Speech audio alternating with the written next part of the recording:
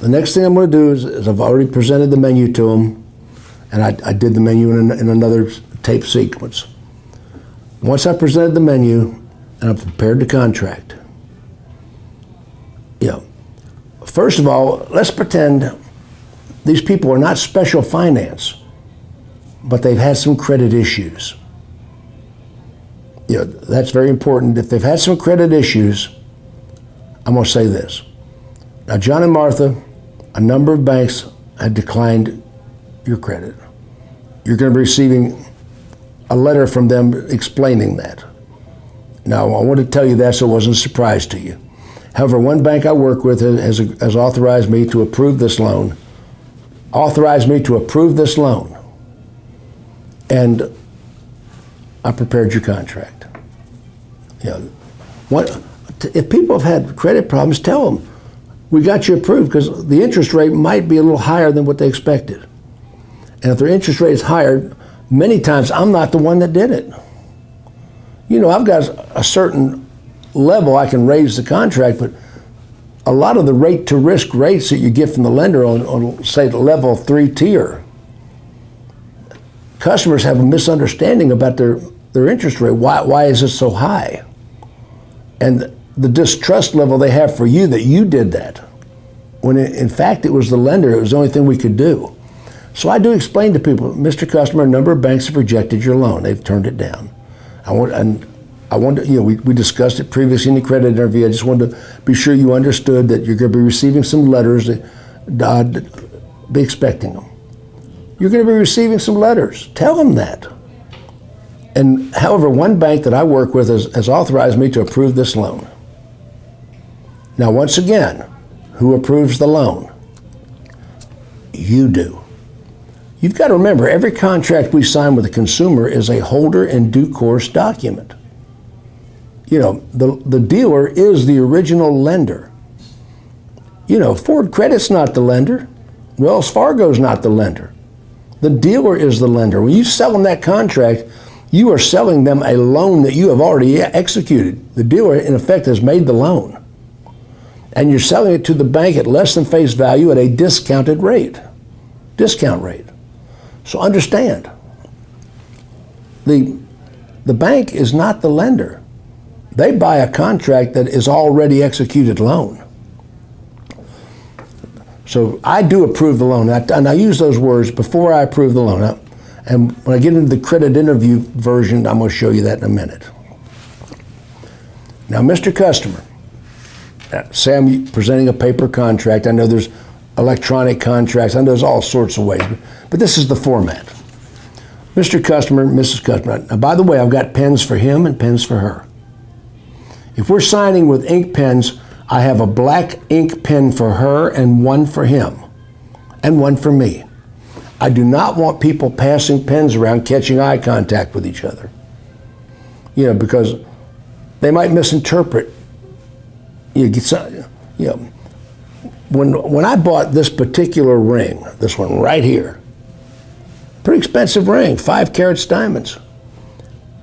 When I bought this ring, I was in a jewelry store in a mall, and I was looking at a much larger ring. Yeah.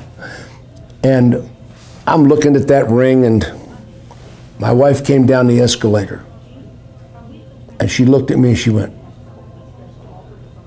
I just gave it back to the jeweler. My wife overruled me. Just that little head shake she gave me told me, nope, it's off.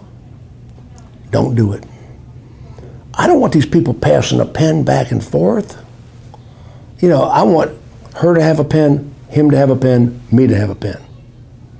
Father has a pen, daughter has a pen. Everybody has their own pen. John and Martha, let me read the contract. We'll do a full legal disclosure on your contract.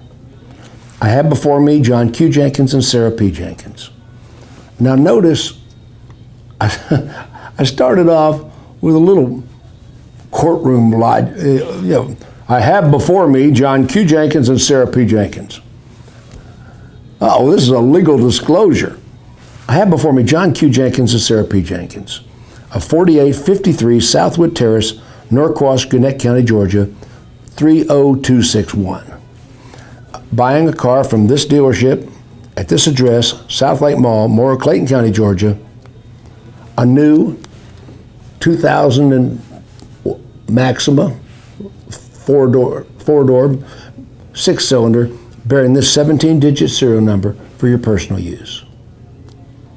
Buying a new 2000 Maxima, Nissan Maxima 4-door, 6-cylinder, bearing this 17-digit serial number for your personal use. You may not use this car for agriculture. I've not checked off agriculture. If you're ever caught farming in the Maxima, they're going to take it back. Now, generally, they get a chuckle out of that. I want the people to know we're playing a little bit here. No, don't be so serious. You're getting a new 2000 Nissan Maxima 4-door, 6-cylinder, bearing this 17-digit serial number for your personal use.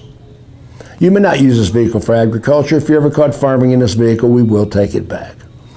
And generally, farming in my Maxima, yeah. Now, Mr. Customer, as we've agreed, you have 72 payments of $780.63 at this interest rate for 72 months. I'm going to explain the numbers. Mr. Customer, as we discussed previously, now that's one thing I love to say when I'm disclosing a contract. As we discussed previously, you've got 72 payments, 72 equal and distinct payments of $780.33 at this interest rate, beginning on the 15th of January, which you indicated was a good time of the month for your first payment.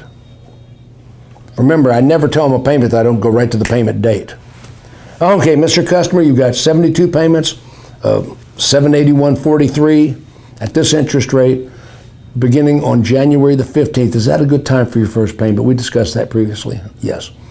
And as we also discussed previously, that includes this contract includes a 6-year, 100,000-mile premium parts and labor agreement, gap protection, and environmental protection. I'm going to need your authorization in several places. I never asked for a signature. Signature has been proven to be a very negative word. I don't want your signature, I want your authorization. I need you to authorize it here and here. So when they sign both copies, we'll give them a copy. That's my base disclosure on the contract. I have before me John Q. Jenkins and Sarah P. Jenkins at this address. From this dealership at this address, Morrow, Clayton County, Georgia, 30260.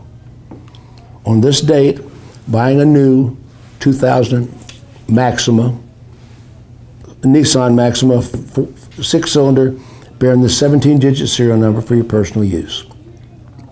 You may not use it for agriculture. Should you be caught farming in this vehicle, we will take it back. You've got 72 equal and distinct payments of $783.91 beginning on January the 15th. Is that a good time of the month for your first payment? Simple.